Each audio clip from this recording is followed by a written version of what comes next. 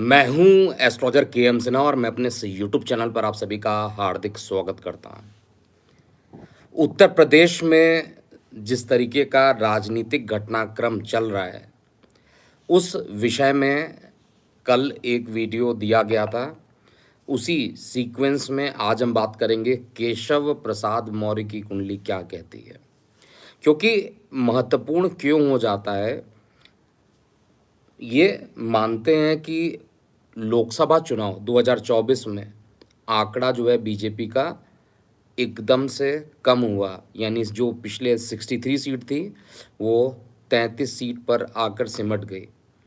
लेकिन मेरा प्रश्न यही है कि अगर कोई हारता है तो उसकी जिम्मेदारी क्या केवल एक ही लोगों की होती है?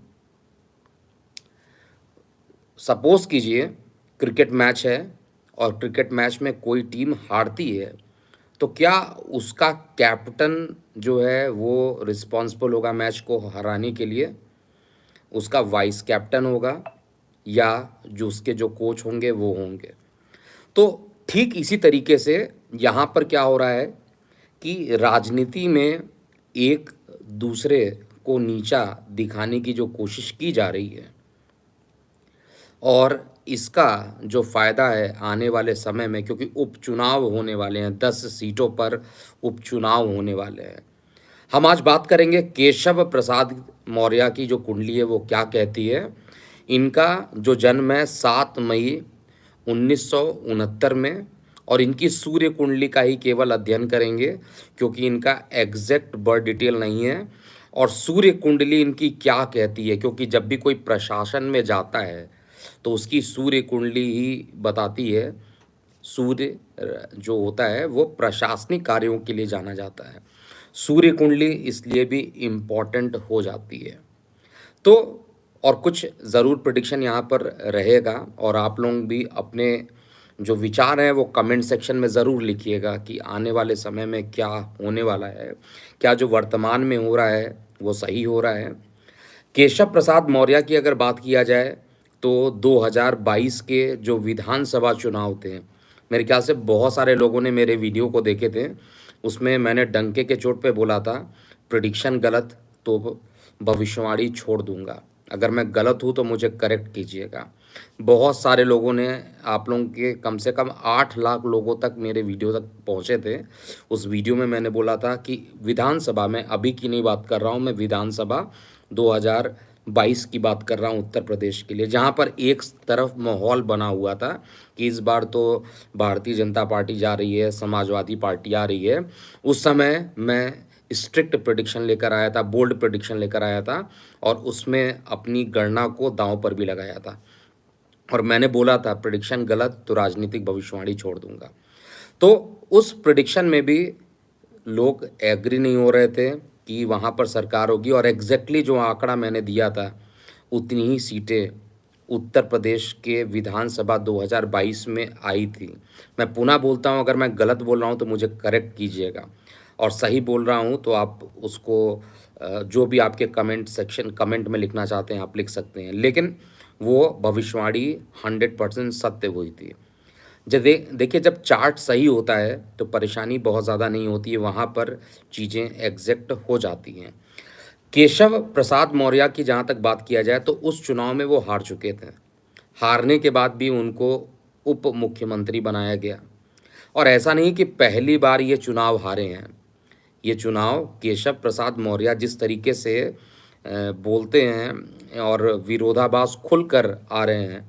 कभी ये कहते हैं 7 कालिदास मार्ग जो है, जहाँ पर सीएम का आवास, जहाँ पर सीएम का कार्यालय है उत्तर प्रदेश के सीएम का, वहाँ पर कहते हैं ये रास्ता सभी के लिए खुला है। कभी कुछ बात कहते हैं, कभी कुछ बात कहते हैं। हार लेने की, अगर कोई हारता है तो उसकी जिम्मेदारी भी लेनी चाहिए। अरे भाई, मैं दूसरे की बात नहीं करूँगा, मैं अपनी ही बात करता हूँ। अगर प्रेडिक्शन गलत हुई थी तो उस पर आकर माफ़ी मांगा ना मैंने कि प्रेडिक्शन गलत हुई। तो प्रेडिक्शन गलत हुई उस पर मैं एक छोटा इंसान होकर अगर माफ़ी मांग सकता हूँ, तो आप लोग तो राजनेता हैं जो देश में अपने मतलब के लिए आप लोग काम करते हैं, और आपकी गलती होती है, अपनी गलती नहीं स्वीकार करेंगे और दूसरे पर ठीकरा फोड़ेंगे और सही तरीके से चुनाव नहीं लड़े हैं। और कल के वीडियो में स्पष्ट कर दिया गया था कि स्ट्रिक्ट है प्रशासन उत्तर प्रदेश की, और वहाँ पर जो राजनेता हैं जिस उद्देश्य से राजनीति में आए थे पैसा कमाने के लिए, वो कमा नहीं पा रहे हैं और इसलिए विरोध वाली बात कर रहे हैं। इनको जनता से कोई लेना देना नहीं है।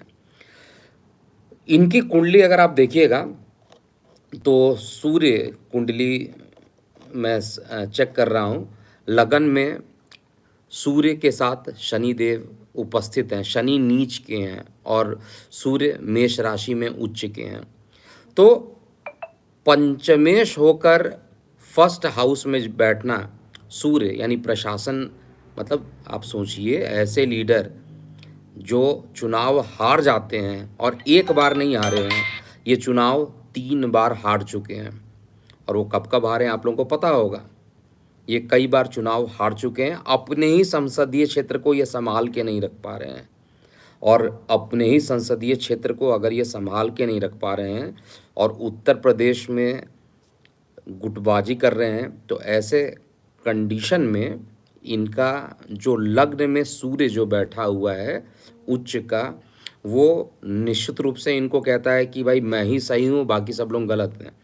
किसी की भी कुंडली में अगर सूर्य कुंडली हो या लगन कुंडली हो, सूर्य लग्नस्थ भाव में उच्च का हो जाता है। सूर्य कुंडली में तो सूर्य लगन में रहेगा ही, अगर वो उच्च पोजीशन पे हो जाता है तो आदमी वैसे ही किसी की नहीं सुनता है। साथ में शनि जो कि डिसिप्लिन सिखाते हैं वो भी नीच के हैं, और सूर्य कुंडली के हिसाब से नीच भंग राजयोग को हम लोग नहीं देखते हैं, लगन कुंडली से ही केवल नीच भंग राजयोग को देखते हैं।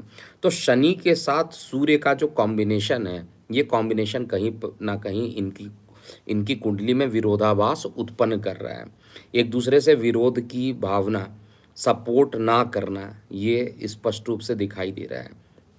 और सबसे महत्वपूर्ण बात क्या है कि अभी जो लोकसभा चुनाव यानी वर्तमान गोचर की अगर हम बात करते हैं, तो वर्तमान गोचर में द्वादश भाव में राहु का गोचर ऑलरेडी चल रहा है और शनि जो है वो मूल त्रिकोण राशि में एकादश भाव में है।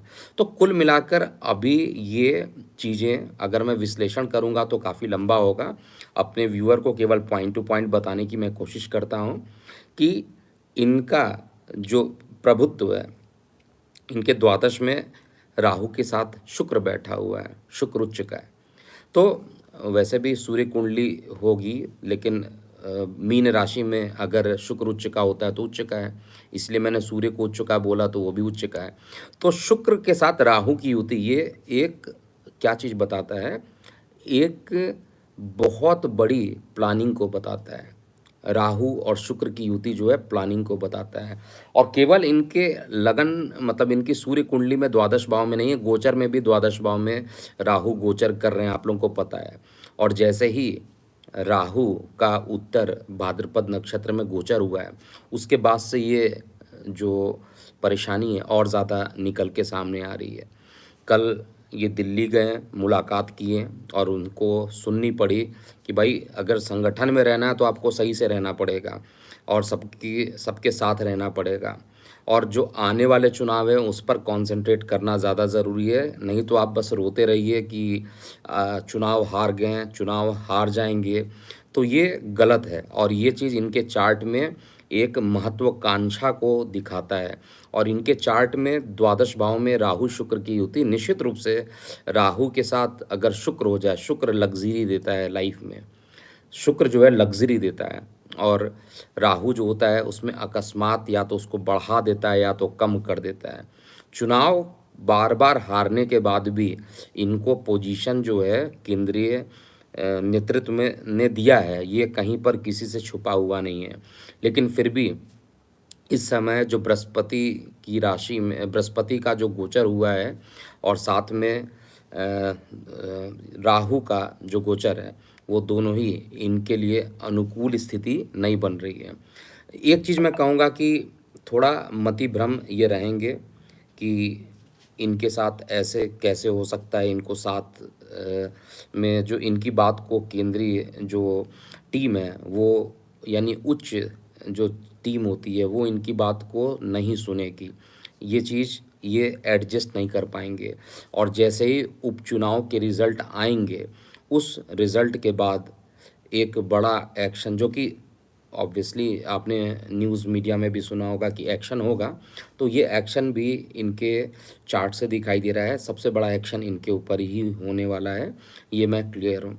और सीएम योगी थे और वही बने रहेंगे। 2027 में भी बार-बार मैं रिपीट कर रहा हूँ कि योगी 3.0 रिपीट करने वाले हैं। योगी 3.0 को आते हुए आप देखिएगा और निश्चित रूप से ऐसा होगा। मोदी 3.0 पर लगातार मैं प्रेडिक्शन कर रहा था आएँगे, आएँगे और वो आए। भले ही उत्तर प्रदेश की भविष्यवाणी गलत हुई, लेकिन उत्तर प्रदेश में जो राजनीतिक संकट है, अपनों ने ही ज़्यादा परेशान किया हुआ है, चाहे वो पैसे के कारण कर रहे हों, क्योंकि इनका कोई अपना जो फ्यूचर है नेताओं का, क्योंकि राहु कारक होते हैं और राहु किसी का भी नहीं सुनता है। राहु की जो मर्ज़ी होता है वही करता है। द्वादश भाव में राहु, शुक्र की यही युति इनको महत्वाकांक्षी ज़्यादा बना रही है और ये इनके माइंड में कुछ और चल रहा है कि समाजवादी पार्टी की तरफ चले जाएँ या यहाँ पर सपोर्ट ना करें। तो ये बहुत सारी चीज़ें जो हैं इनके जो माइंड में चल रही हैं, ये दूसरे पार्टी में जाकर संपर्क भी कर लें तो इसमें मुझे बहुत बड़ा आश्चर्य नहीं होगा, क्योंकि माननीय योगी जी की जो कुंडली है उसमें कल भी बताया था 7 सितंबर 2024 तक शुक्र के अंदर शुक्र चल रहा है, जो कि बहुत अच्छे पोजीशन में यहाँ पर नहीं दिख रहा है। तो इसलिए मैं ये मान के चलता हूँ कि केशव प्रसाद जो मौर्य, उनका जो मैं कैलकुलेशन निकाला हूँ, वो आने वाले समय में 7 सितंबर के बाद ये अपने स्थिति में जो जितना ज़्यादा ये विरोधाभास कर रहे हैं, उतना ज़्यादा सपोर्टिव हो जाएंगे या तो ये पार्टी छोड़ देंगे। ये दोनों में से एक चीज़ ज़रूर होगा। कुछ प्रश्न भी आपके लिए लेते हैं। देखिए, निफ्टी के बारे में भी आप पूछ रहे हैं, गोल्ड सिल्वर के बारे में पूछ रहे हैं, लेकिन अभी मैं बिल्कुल भी रिप्लाई नहीं दे पा रहा हूँ, क्योंकि मेरा मानना है कि जब तक रिसर्च पूरा नहीं होगा, क्योंकि 2024 में 24,000 तो बोला ही था मैंने वीडियो में। अगर आप बात कीजिएगा निफ्टी के लिए, तो जो प्रेडिक्शन दिया था वो सारी सत्य हुई हैं। कुछ पॉलिटिकल प्रेडिक्शन 2024 में गलत हुई है, उसको भी एक्सेप्ट किया हूँ, लेकिन जो गोल्ड पर, जो सिल्वर पे, जो निफ्टी पे जो प्रेडिक्शन दी गई थी वो सब सत्य हो चुकी है। और अभी मैं वर्क कर रहा हूँ, टाइम नहीं मिल रहा हूँ, इसीलिए ये थोड़ी सी परेशानी हो रही है। अनूप मेहरोत्रा जी कह रहे हैं कि ऐसा लग रहा है कि इनको केंद्र से सपोर्ट मिल रहा है, इसलिए ये योगी जी के का विरोध कर रहे हैं, वरना इनकी इतनी कैपेसिटी नहीं है। देखिए, ऐसा जो आप बोल रहे हैं, मैं इस बात से सहमत नहीं हूँ।